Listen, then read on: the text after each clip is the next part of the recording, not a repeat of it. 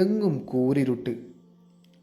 ഇരുട്ട് പുതച്ച മണൽഭൂമിയിലൂടെ നടന്നു നീങ്ങുകയാണ് ഖലീഫ ഉമർ ഇബ്നുൽ ഖത്താബ് റളിയല്ലാഹു അൻഹു. കാലിൽ പറ്റിപ്പിടിച്ച മഞ്ഞു നനഞ്ഞ മണൽത്തരികൾ കുടഞ്ഞുമാറ്റി മുന്നോട്ട് നടക്കുന്നു. ഏറെ നടന്ന ഖലീഫ ഒരു വീട്ടിൽ കയറി. ഖലീഫയെ രഹസ്യമായി പിന്തുടർന്ന ത്വൽഹത്ത് ബിൻ ഉബൈദില്ലാഹി റളിയല്ലാഹു അൻഹു പറയുന്നു, നേരം പുലർന്നപ്പോൾ ആ വീട്ടിലേക്ക് ഞാൻ കയറി ചെന്നു. കാഴ്ച ശേഷിയില്ലാത്ത, വൈകല്യം ബാധിച്ച, നിസ്സഹായ അവസ്ഥയിലുള്ള വൃദ്ധ സ്ത്രീയാണ് അവിടെയുള്ളത്.